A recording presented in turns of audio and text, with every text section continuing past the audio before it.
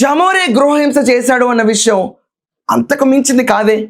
ఇది కేవలం ఒక గృహహింసకు సంబంధించిన కేసు మాత్రమే. కానీ అక్కడ జరిగింది ఒక మర్డర్, హత్య.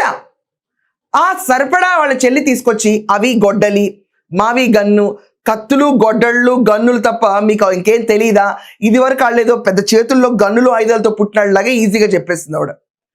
కానీ ఇక్కడ వైఎస్ భారతిరెడ్డి ఆ రోజు గృహహింస కేసు పెట్టిన తర్వాత మళ్ళీ సార్ట్అవుట్ అయిపోయింది. బుజ్జమ్మ ఈరోజు సాక్షి ఛానల్ ఓనర్ అయిపోయింది, దాని తర్వాత సాక్షి పేపర్ ఓనర్ అయిపోయింది, తర్వాత భారతీ సిమెంట్స్ ఓనర్ అయిపోయింది.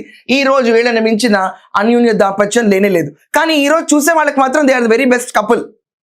కానీ ఒకప్పుడు మాత్రం గృహహింసకి గురైన వైఎస్ భారతిరెడ్డి, గృహహింసకి పాల్పడ్డ వైఎస్ జగన్మోహన్ రెడ్డి, ఈ న్యూస్ని బయటకు రాకుండా ఆపింది నారా చంద్రబాబు నాయుడు గారు.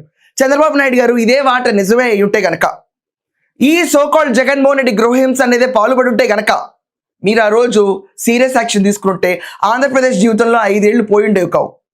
ఈ రోజు రాష్ట్రంలో ప్రతి ఒక్కళ్ళు హలో లక్ష్మణ, ఈ టార్చర్ ఏంటి, ఈ బూతులు ఏంటి, ఈ జగన్మోహన్ రెడ్డి యాత్రలు ఏంటి అని చెప్పి ట్రాఫిక్ నిబంధనలు, ఎమర్జెన్సీ బీట్ చేసుకుంటూ వెళ్ళిపోతాడు.